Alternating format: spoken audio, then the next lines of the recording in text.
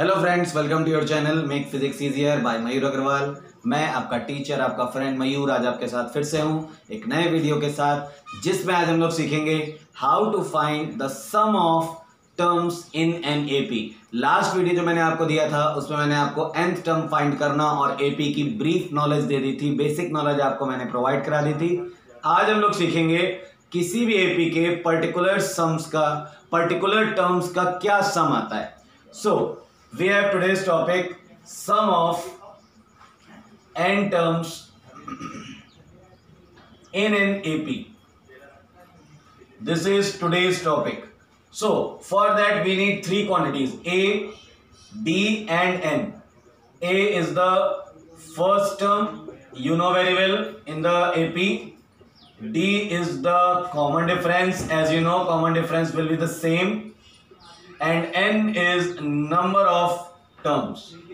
So the formula for S sum of n terms is this: n by 2, 2a plus n minus 1d. So in the question, if we have three values, value of first term, common difference and number of terms, then we can easily find the sum of n terms. So this is the basic formula. In the previous video, I have told you the formula for nth term, which was a plus n minus 1d. This is the formula for nth term, and this is the formula for sum of n terms. Remember that there is a difference. For by this formula, इस फॉर्मूले के help से हम nth term निकाल सकते हैं कि nth term क्या है। और ये जो आज आपके वीडियो में जो फॉर्मूला आपको ये दिख रहा है, इससे हम उन n टर्म्स का सम निकाल सकते हैं, एडिशन निकाल सकते हैं उन सभी का। एक एग्जांपल आपके सामने मैं रिप्रेजेंट करता हूं, देखिएगा, उससे आपको टॉपिक और क्लियर हो जाएगा। जो फॉर्मूला मैंने बताया है उसका यूज आप किस तरह से करोगे।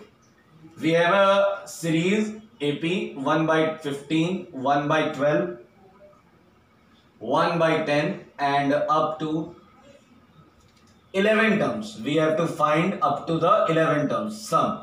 So the first thing is A. The value for A is 1/15. Now a common difference. Common difference निकालने के लिए सेकेंड टर्म में से फर्स्ट टर्म को माइनस करते हैं। एलसीएम आएगा 60, 12 5 जा 15 4 जा। So the common difference will become 1/60 and the value of n is 11. As we can see that all the three values we have. Now we have to apply the formula for Sn. n by 2, 2a plus n minus 1d. We have to find the sum of 11 terms. So in the place of n we can use 11. In the place of a we can use 1/15. And in the place of n again 11. In the place of d 60. So these all values we have placed. Now solve it. 11 by 2, it will become 2/15 plus 10 into 1/60. So S11 is equal to 11 by 2, 2/15 plus it will become 1/6. Now solve the brackets. You have to add them. 15 and 6 LCM will be 30. 15 2s are 2 2s are 4. 6 5s are. So it will become 11 by 2. Multiply by 9/30. Nothing should be cancelled. So 11 9 जा 99. 3 के table से cancel कर सकते हैं हम लोग easily. 15 2 जा 30, 2 2 जा 4, 6 5 जा 3, 3 3 जा 9, 3 10 जा 30. So 11 3 जा 33/20. So the sum of 11 terms will become 33/20, which can written as 1 whole 13/20. So this is the sum of 11 terms of given AP. तो इस तरह से हम लोग ये सबसे आसान टाइप के फॉर्मूले थे। लेवल 1, आप इनको लेवल 1 इसलिए कह सकते हो बिकॉज उसमें सिर्फ और सिर्फ आपको फॉर्मूला याद रखना है। क्वेश्चन से ए तो डायरेक्टली आपको दिख जाएगा, एन आपको डायरेक्टली दिख जाएगा, डी के लिए थोड़ी सी वर्किंग आपको करनी होगी। सेकेंड टर्म में से आप फर्स्ट टर्म माइनस करा लो या थर्ड में से सेकेंड माइनस करा लो, कोई भी दो कॉन्जिक्यूटिव टर्म्स को सब्ट्रैक्ट कर लो तो आपको डी की वैल्यू मिल जाएगी। और इस तरह से आप वर्किंग कर दोगे, then you will find your answer. This is the level 1 questions. Now I am coming to level 2 questions. Level 2 के क्वेश्चंस में क्या होगा, आपको कुछ ना कुछ हेल्प दी जाएगी। It is not directly formula based. तो इस तरह के क्वेश्चंस की हम लोग बात करते हैं। For example, we have an AP 24, 21, 18 and so on. how many terms are taken in this AP so that the sum is 78? In this question, as we can see that there is no value of small n. We have to find the value of n. So the things which are given, a is equal to 24, d is equal to 21 minus 24, which means 3 minus 3, okay? And n we have to find. We have the value of Sn. If we consider that this 78 is the sum of n terms, the value of n we don't know, then we have to find the value of n. Then we write the formula Sn is equal to n by 2, 2a plus n minus 1d. Sn के place पे आप 78 रख दोगे, n की value आप नहीं जानते हो, 2 इंटू 24, यहां पर भी आप n की वैल्यू नहीं जानते हो और d की value -3. Now solve this equation. 2 will be multiplied with 78 is equal to n. It will become 48 minus 3 multiplied with plus n minus 3n minus 3 multiplied with minus 1. It will become plus 3. 78 2 is 16 and 156 is equal to n. It will become minus 3n plus 51. So 156 is equal to minus 3n square plus 51, and we displace them into the left hand side. 3n square minus 51n and plus 156 is equal to 0. As we can see that this is a quadratic equation, so we have to solve it by middle term splitting. Middle term splitting से हम इसे solve करने की कोशिश करते हैं. तो सबसे पहले हम लोग जो n स्क्वायर का कांस्टेंट है और जो हमारा नॉर्मल कांस्टेंट है, coefficient of n square and constant, इनका मल्टीप्लाई करा लेते हैं. 468. Now we have to divide 468 into two such numbers whose addition must be 51. जिनका एडिशन 51 आना चाहिए. तो ट्राई करते हैं फैक्टराइज करा के इसे. It will become 234.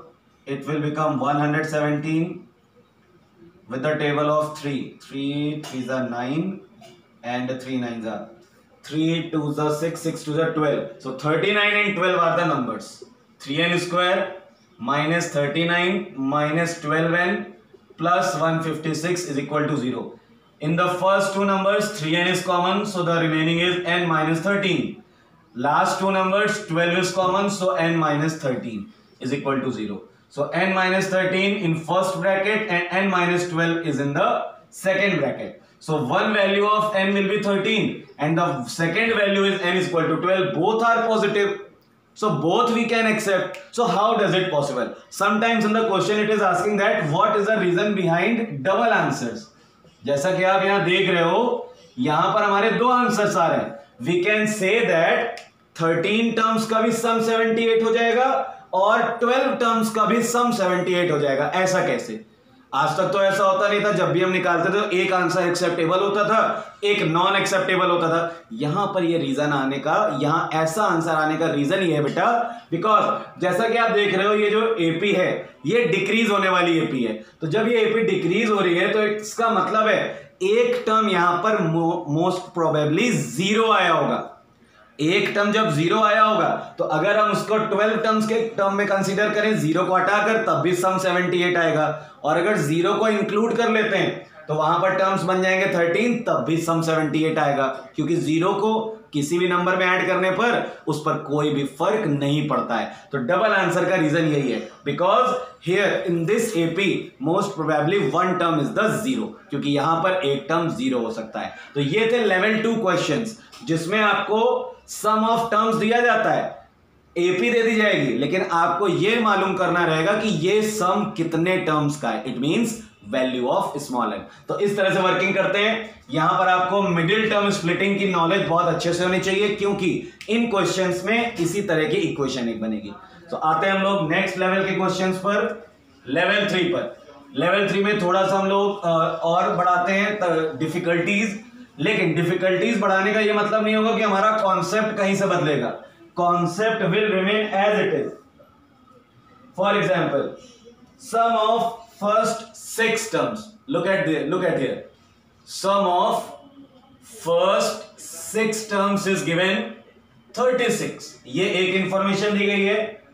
And that of first 16 terms. Sum of first 16 terms that is given 256।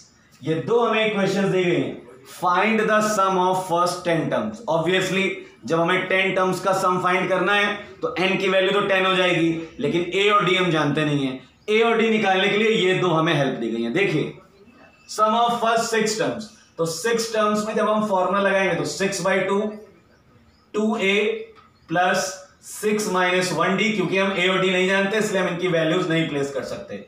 और दूसरी बात, अगर हम यहां सम ऑफ फर्स्ट 16 टर्म्स की बात कर रहे हैं तो फॉर्मूला इस तरह से हो जाएगा 16/2 2a plus 16 minus 1d is equal to 256। Simplify करा लेते हैं, यहां पर आएगा 3 2a plus 5d is equal to 36, यहां आएगा 8 2a plus 15d is equal to 256। थोड़ा और सिंप्लीफाई करते हैं, 3 को वहां पर ले जाते हैं राइट हैंड साइड, तो डिवाइड हो जाएगा 2a plus 5d is equal to 12। 8 को डिवाइड करा देते हैं, 2a plus 15d is equal to 8 3 जा 24 8 2 जा 16। So these are the two equations, इन्हें हम साइमल्टेनियसली सॉल्व कर लेते हैं। इस इक्वेशन को इसके नीचे लाकर रख दीजिए, 2a plus 15d is equal to 32। Subtract these equations, this will be cancelled. यहां पर आंसर आएगा माइनस 10d और यहां आंसर आएगा माइनस 20। तो d की वैल्यू कितनी आ गई? पॉजिटिव 2। यहां पर लाके d की वैल्यू प्लेस कर दीजिए, 2a plus 15 into 2 is equal to 32, 2a plus 30 is equal to 32, 2a is equal to 32 minus 30, 2a is equal to 2। So the value for a will become 1। a की value आ गई 1। अब हमारे पास a की value है, d की value है, we have to find S10। S10 का मतलब सम ऑफ 10 टर्म्स। आसान है वर्किंग, 10/2 2a मतलब 2 इंटू 1 प्लस n माइनस 1 का मतलब 10 इंटू 1 इंटू 2। सॉल्व करा लेते हैं, ये आएगा 5 2 1 जा 2, 10 माइनस 1 9 9 2 जा 18 और 18 प्लस 2 कितना होता है? 20। सो 5 into 20 the answer is 100। So 10 terms का जो सम है दैट इज कमिंग 100। तो ये थे हमारे लेवल 3 के क्वेश्चंस, जिसमें हमें दो अलग अलग हेल्प्स दी गई थी, sum of 6 terms, sum of 16 terms, और हमें निकालना था सम ऑफ 10 टर्म्स। सो दो सेपरेट इक्वेशंस बनाते हैं हम बिटवीन a एंड d। जब a और d के बीच में दो इक्वेशंस आ गई, उन्हें साइमल्टेनियसली सॉल्व कर दिया तो किसी एक वेरिएबल की पहले वैल्यू आएगी, दूसरे इक्वेशन में वैल्यू रखकर पहला वेरिएबल आ जाएगा, दोनों वेरिएबल जैसे कि आ गए a और d। तो अब जैसा कि आपने सीखा लेवल 2 में आपको फैक्टराइजेशन की नॉलेज होना जरूरी था, तो जो लेवल 3 के क्वेश्चंस हमने सीखे इसमें simultaneous linear equation in one variable की नॉलेज होना आपको जरूरी है, क्योंकि जब तक आप इन इक्वेशंस को सॉल्व नहीं करा पाओगे आपको a और d की वैल्यूज नहीं मिलेंगी। तो जैसा कि हम देख रहे हैं मैथमेटिक्स की सबसे खास बात यही है कि आप अगर एक कॉन्सेप्ट को समझना चाहते हो तो उसके पीछे आने वाले सभी कॉन्सेप्ट्स की आपको प्रॉपर नॉलेज होनी चाहिए, otherwise you can not proceed further. So these are the questions related to level 3। एक और लेवल के क्वेश्चंस हैं बहुत ही अच्छे, वो और मैं आपको बता देता हूं। तो आज के वीडियो में आप एपी से रिलेटेड सारे डाउट्स आपके क्लियर हो जाएंगे। और बेटा मेरे मैथमेटिक्स पढ़ने का कॉन्सेप्ट यही कहता है कि मैथ्स आपको तब तक नहीं समझ में आएगी जब तक आप खुद उसे लगाओगे नहीं। सिर्फ वीडियोस देखने से, बुक में क्वेश्चन देख लेने से ये डिसाइड नहीं होगा कि क्वेश्चन आपको आया या नहीं। आप उस क्वेश्चन को जब तक सॉल्व नहीं करोगे you can't say that you are able to solve that question or not. So must solve. Okay, so हमारा नेक्स्ट क्वेश्चन है sum of n terms Sn is equal to 6n minus n square. Find the AP। ये हमें सम of n terms, याद करिए मैंने आपको last video में कहा था वहां पे हमें n टर्म दिया रहता था, तो हम क्या करते थे 1 2 3 4 लगा के सारे टर्म्स निकाल लेते थे, लेकिन यहां ऐसा नहीं है।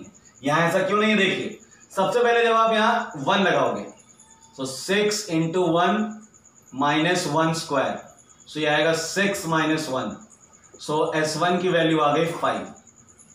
अब आप 2 लगाइए S2, so 6 into 2 minus 2 square, 6 2 जा 12, 2 2 जा 4, 12 minus 4 8, this is the value of S2। 3 लगाते हैं, 6 into 3 minus 3 square, 6 3 जा 18, 3 3 जा 9, so S3 is 9। लेकिन बेटा ध्यान दीजिएगा S1 का मतलब सम ऑफ फर्स्ट टर्म, तो सम ऑफ फर्स्ट टर्म का मतलब क्या होता है? First term only. लेकिन जब हम बात करते हैं S2 की, तो S2 का मतलब होता है सम ऑफ फर्स्ट 2 टर्म्स। तो अगर यहां से हम A2 निकालना चाहते हैं, मतलब सेकेंड टर्म अगर हम चाहते हैं, तो हमें S2 और S1 को माइनस करना होगा। सो 8 माइनस 5 द आंसर इज 3। इसी तरह अगर हम थर्ड टर्म चाहते हैं तो हमें S3 में से S2 माइनस करना पड़ेगा, which is 9 minus 8 equals to 1। तो इस तरह a आ गया हमारे पास, फर्स्ट टर्म 5, सेकेंड टर्म आ गया हमारे पास 3 और थर्ड टर्म आ गया 1 एंड सो ऑन। देखिए ये KP बन गई है। डिफरेंस देख लीजिए, इन दोनों में डिफरेंस कितना आता है -2 और इन दोनों में डिफरेंस कितना आता है -2। So this is a required answer, this is a required AP। तो याद रखिएगा, when you have got the SN sum of n terms in the terms of n only, then you have to place 3 values, then the values of S1, S2 and S3 will come। फिर जो S1 होगा वही आपका पहला term A बन जाएगा। दूसरा term निकालने के लिए आपको S2 माइनस S1 करना पड़ेगा और तीसरा टर्म निकालने के लिए आपको S3 माइनस S2 करना पड़ेगा। जहां पर आपको 3 टर्म्स मिल गए, आप एक बार चेक कर लीजिएगा कि क्या वो वास्तव में एक्चुअली AP में है। नहीं आएंगे ही वो AP में, लेकिन कभी कभी हमारी कैलकुलेशन मिस्टेक से कुछ गड़बड़ भी हो सकती है। तो इसलिए आपका ये ड्यूटी आपकी बनती है कि आप लास्ट में उसे चेक कर लें। अब ये AP हमारे पास आ गई है। अब इसका कोई भी टर्म सम से पूछे जाएंगे, चाहे टर्म्स पूछे जाएं या टर्म्स का सम, हम आसानी से निकाल सकते हैं। तो ये थे लेवल 4 के questions. So this is the information totally about arithmetic progression. Last video मेरा और आज का वीडियो ये आपके पूरे अरिथमेटिक प्रोग्रेशन को सॉल्व करा देगा, तब जब आप खुद बैठकर उसे सॉल्व करोगे। कोई भी प्रॉब्लम्स हो कमेंट बॉक्स में मुझे लिखिएगा। अगले वीडियो को वेट करिएगा। Thank you.